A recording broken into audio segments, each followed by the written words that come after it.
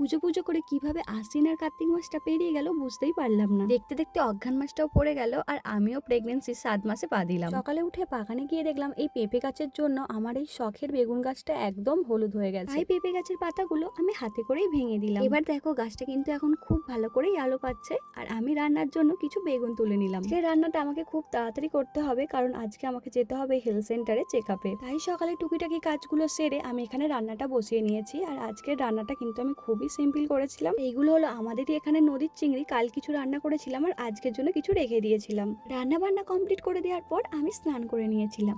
আর স্নান করার পর আমার একটু খিদে পাচ্ছিল। তোমাদেরকে আমি আগেই বলেছিলাম আমি কিন্তু এখন বেশিক্ষণ না খেয়ে থাকতে পারি না, একটু পরপরই আমার খিদে পায়। তাই আমি কিছু হালকা পাতলা খেয়ে নিই। আর ফ্রিজের মধ্যে একটু দই ছিল আর সেটারই লস্যি বানিয়ে খেয়ে নিলাম। তারপর বেরিয়ে পড়েছি হেলথ সেন্টারে চেক আপের জন্য। হেলথ সেন্টার থেকে বাড়ি এসে দুপুরের খাবার খেয়ে আমি একটু ঘুমিয়ে পড়েছিলাম।